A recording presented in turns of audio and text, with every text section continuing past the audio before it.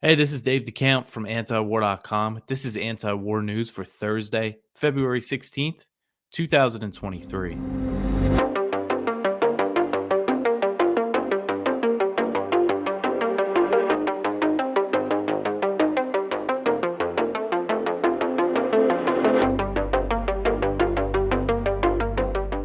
All right, the first story at the top of antiwar.com today. Russia wants a UN Security Council meeting on the Nord Stream sabotage. So, Russia has requested a UN Security Council meeting to be held following the report from investigative journalist Seymour Hersh that alleged the Nord Stream natural gas pipelines were bombed at the order of President Biden. So, Dmitry Polyansky, he is Russia's first deputy representative to the UN.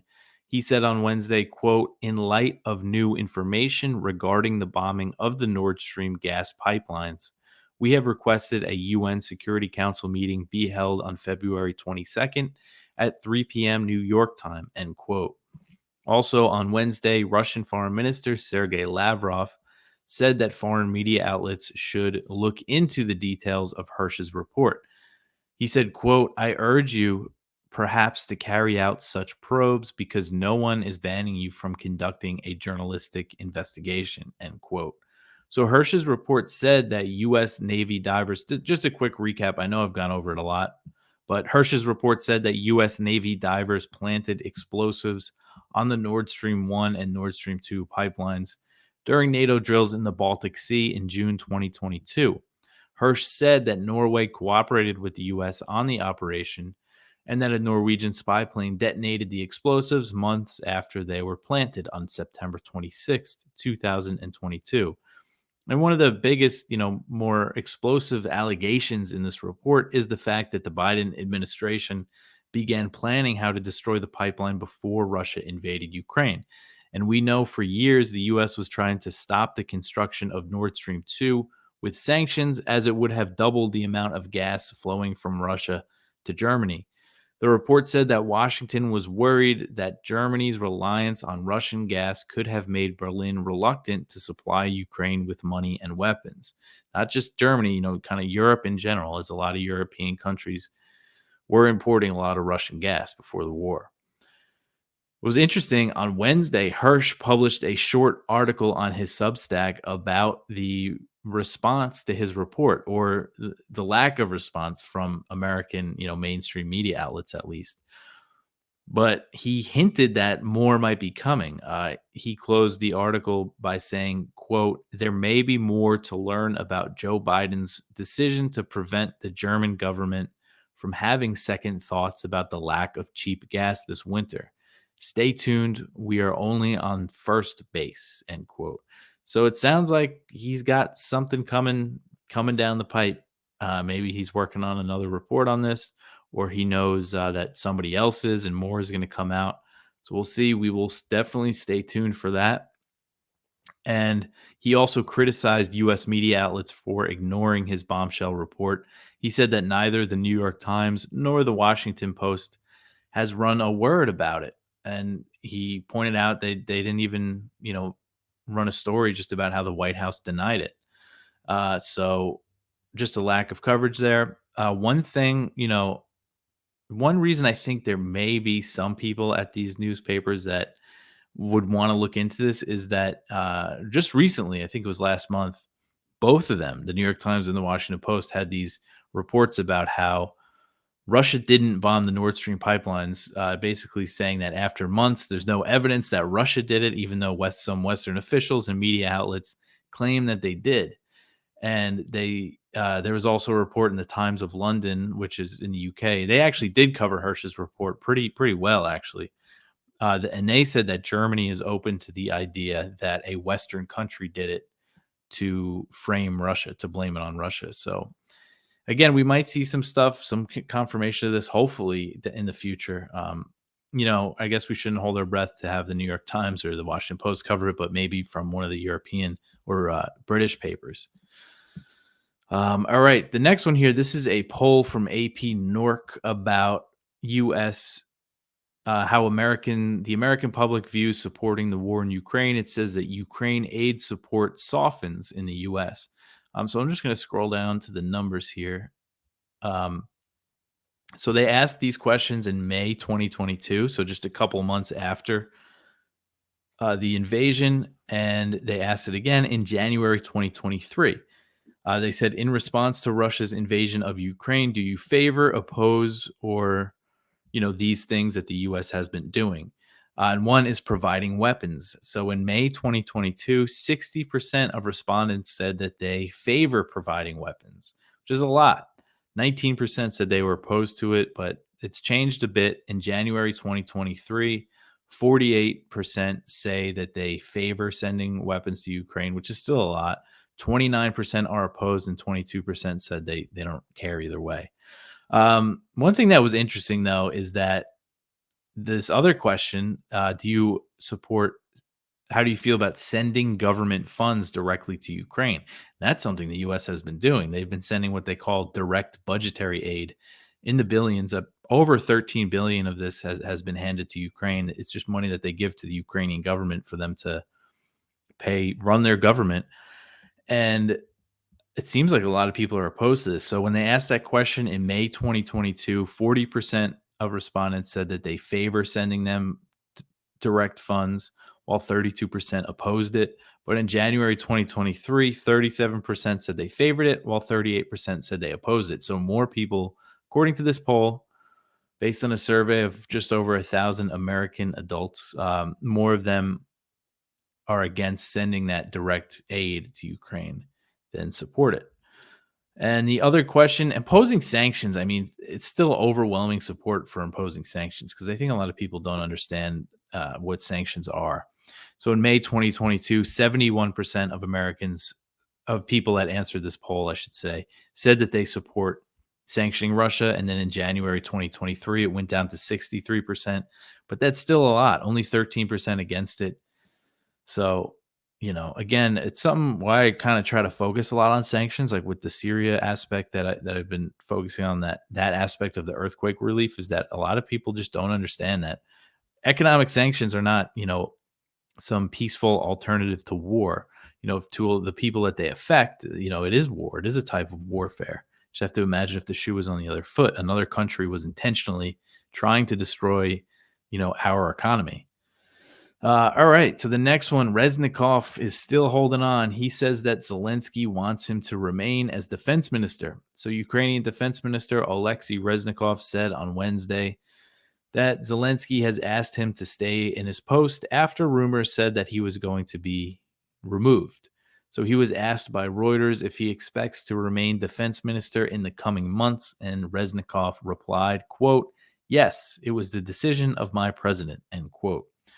So the head of the Servant of the People's Party in Ukraine's parliament, and that's the ruling party, that's Zelensky's party, he said earlier this month that Reznikov would be removed from his post and given another ministerial job, but it appears that Reznikov is staying put, at least for now. I guess things can change. But the rumors of his removal came after a corruption scandal rocked Ukraine and put Reznikov's defense ministry under scrutiny.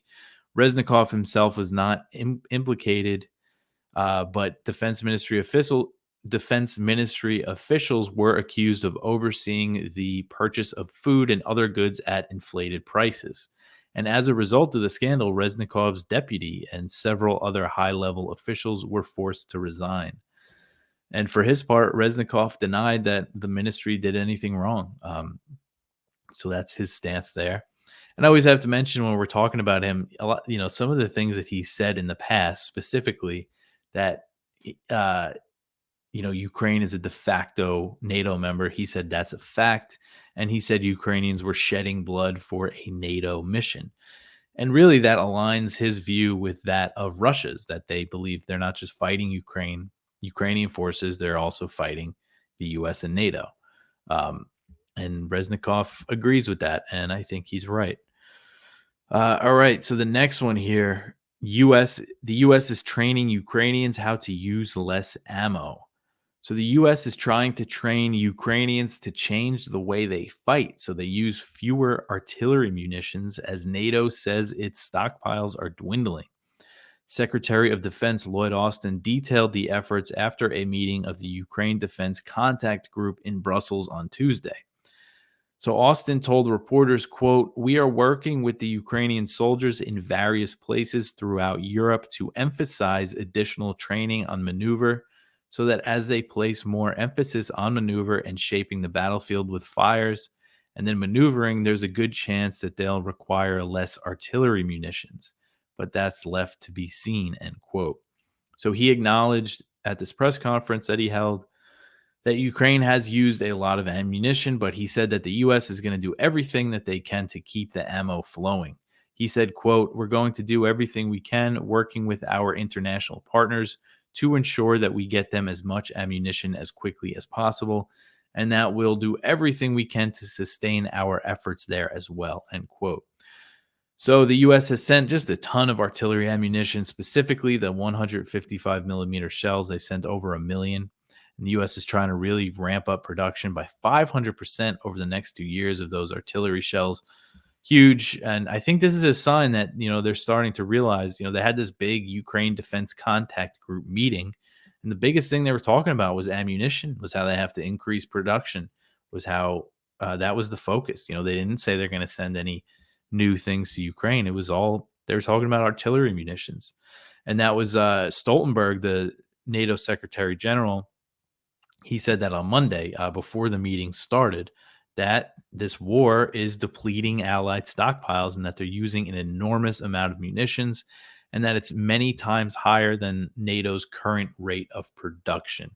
So again, more sign that they're starting to think, okay, are we going to be able to, is this sustainable? And this is as Russia is starting to launch what it looks like this big offensive. And there's going to be a lot of heavy fighting over the next few weeks and months.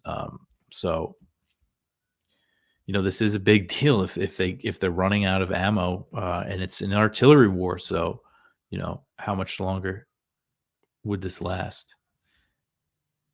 All right. So the next one here. Ukraine to receive fewer German-made Leopard tanks than promised. German Defense Minister Boris Pistorius said Wednesday that Ukraine will not be receiving as many German-made Leopard 2 tanks as promised, at least in the near term. Ukraine was promised 2 full battalions by German Chancellor Olaf Scholz, which totals 62 tanks. So a Ukrainian tank battalion is 31 tanks.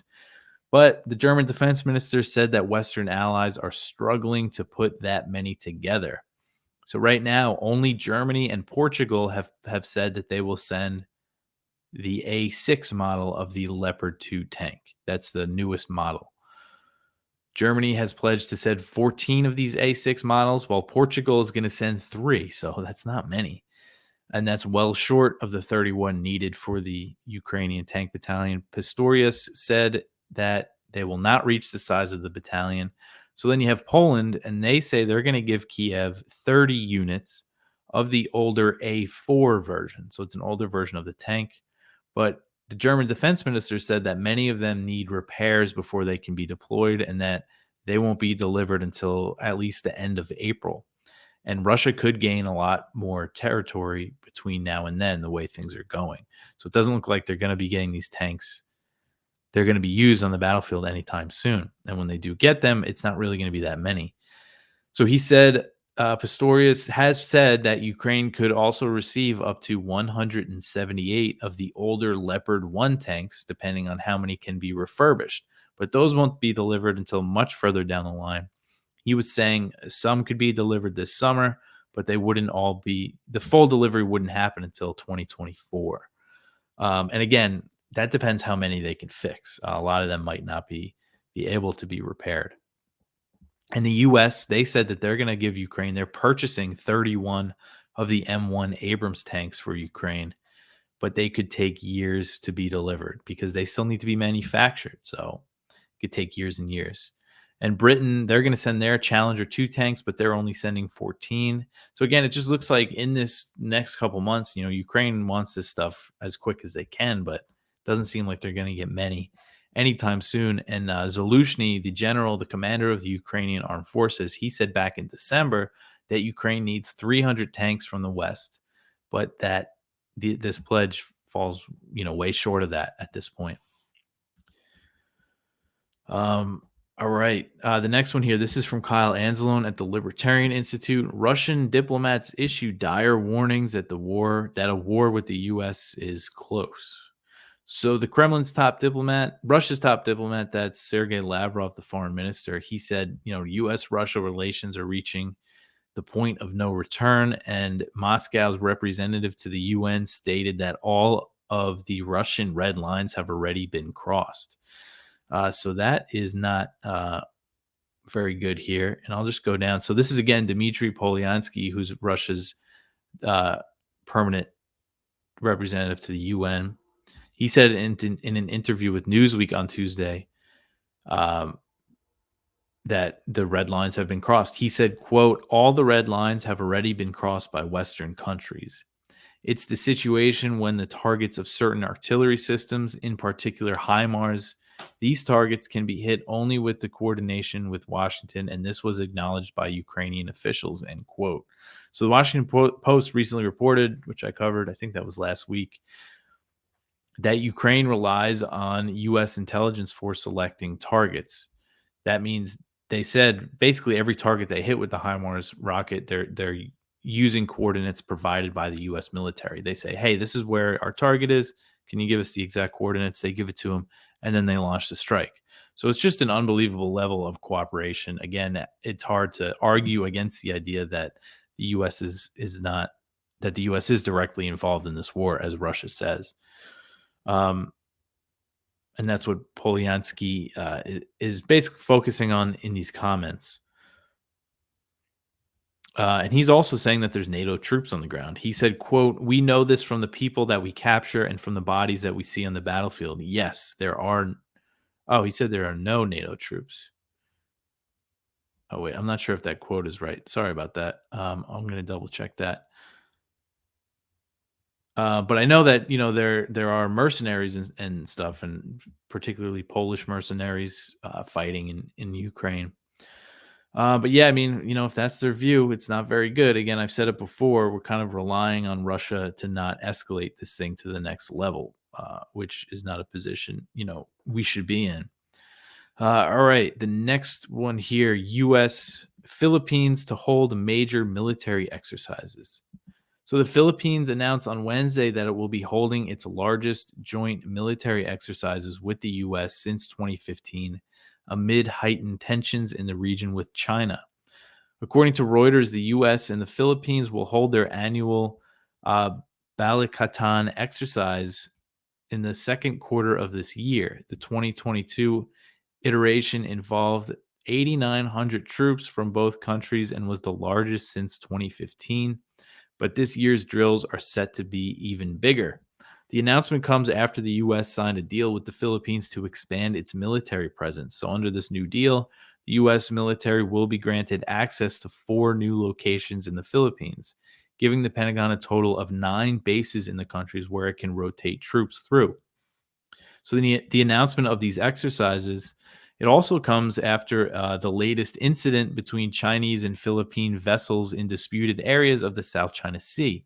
So this happens from time to time. There's like standoffs between these Chinese and Philippine boats that operate in these waters that they both claim. So the latest thing, Manila, the Philippines claimed that a Chinese vessel pointed a laser device at a Philippine boat near the disputed Second Thomas Shoal. That's a shoal that is controlled by the Philippines, but also claimed by China. So Philippine President Ferdinand Marcos Jr., he summoned China's ambassador to express serious concern over the incident.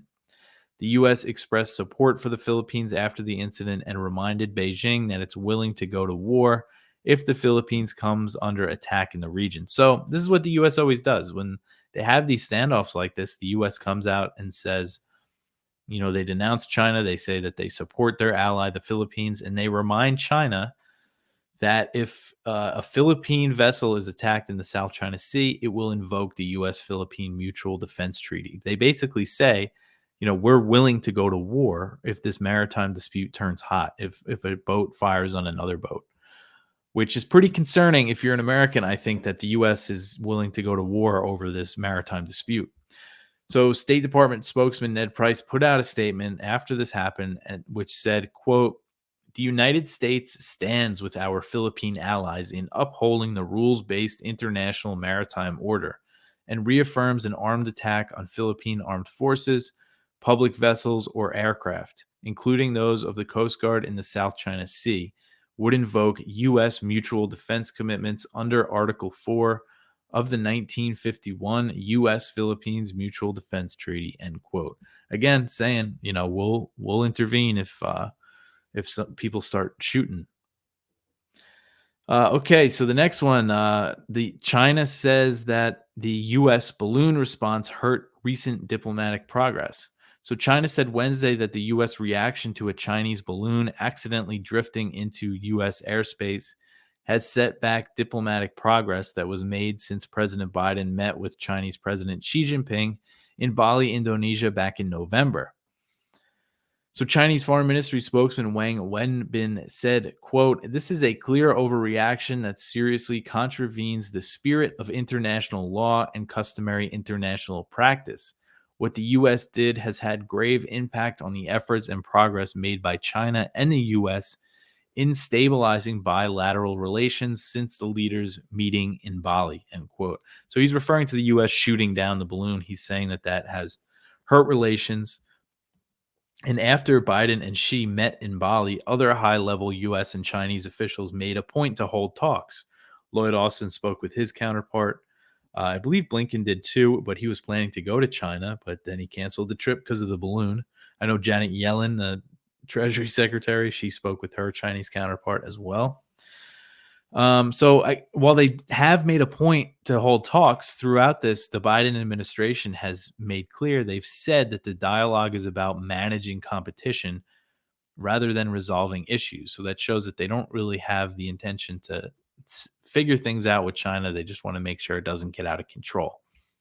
But after the Pentagon first announced a Chinese balloon was in U.S. airspace, Blinken canceled a planned trip to China. Despite Blinken canceling his trip, the State Department insists that it will maintain communication with China.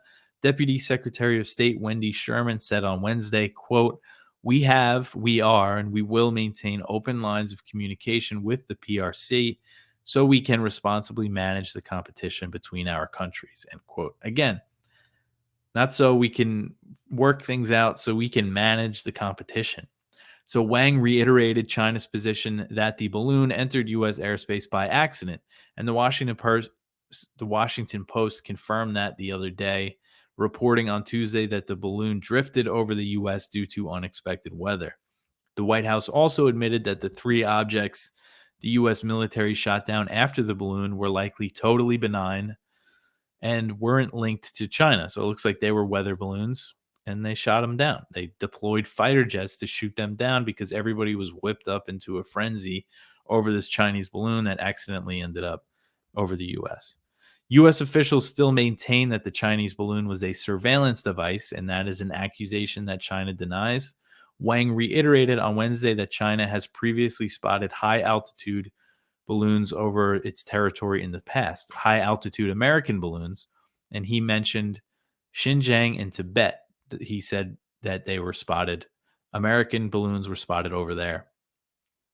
And the U.S. has denied that it has sent surveillance balloons over China. Wang did not say if Beijing assessed if they were spying balloons or research weather balloons. He didn't say one way or another.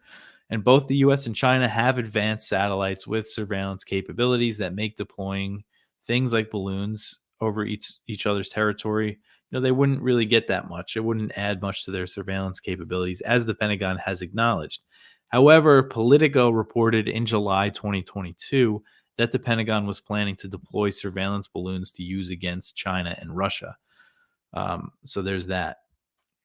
All right. So the next article here, U.S. shoots down a drone near an occupied gas field in Syria. So U.S. Central Command has said that U.S. forces shot down a drone on Tuesday that was flying near a U.S. base in northeast Syria.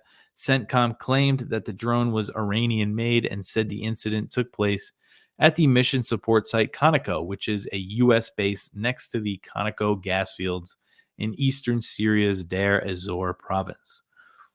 So, as part of its occupation of eastern Syria, the U.S. and its Kurdish allies control most of Syria's oil and gas resources. That's why I kind of wanted to highlight this story, just because there's a U.S. base at a gas field in eastern Syria. And famously, in 2019, President Trump reversed his decision to withdraw from Syria, and he said that troops would stay to keep the oil. He said, "We're keeping the oil.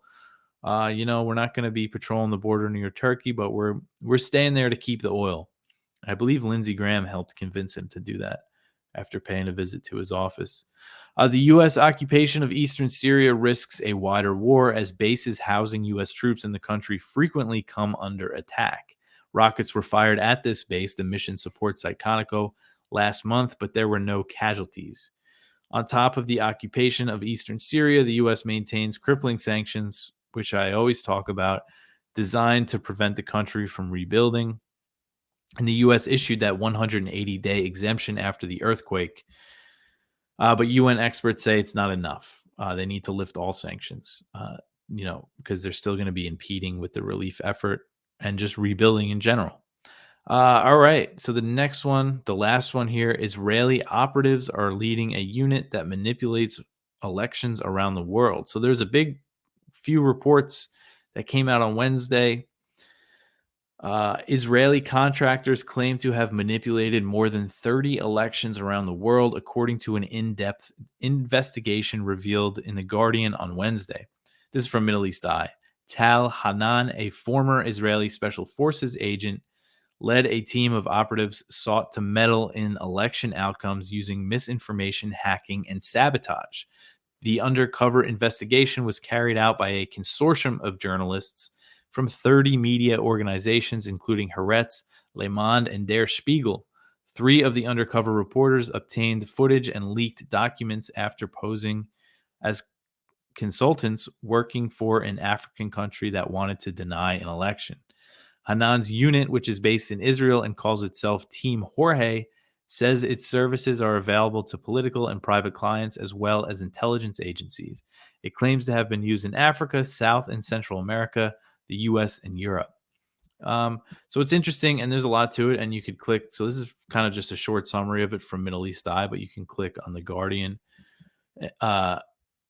article that has a lot more detail about it. And then if you go on the page and you go down to the Israel section, in the lower section, there are more reports about it. And apparently this agency was what that company, oh man, I'm blanking on it and I don't see the article.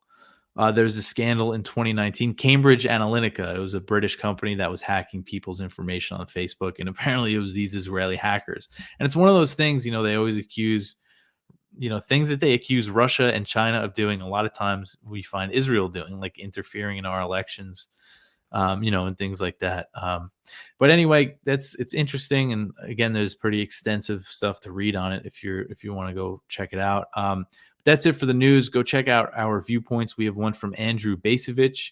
Is civilization at stake in Ukraine? One from Rick Sterling about the rally on February 19th, Rage Against the War Machine. On Sunday at the Lincoln Memorial, 12:30 p.m. Be there. If not, there's rallies in other cities, and we have a blog post from John Walsh about that. There's going to be what looks like a pretty big one in San Francisco as well, but also a few other cities. So go check that out, or you can go to the Rage Against War Machine website. We have one from Ramsey Baroud, a month's notice. Why Burkina Faso ordered French troops out of the country. France recently withdrew from there. So go check that out. One from Joseph Solis Mullen over at the Libertarian Institute. So much hot air. The fake China threat strikes again, about the balloon business. And then our spotlight is from Ted Galen Carpenter over at the American Conservative. Unwarranted optimism, a fatal mistake for Ukraine. But go check all that out. That's it for me for today. Go to antiwar.com/donate to support us. You could also support us by sharing the show. But that's it. I will talk to you tomorrow. Thanks for listening.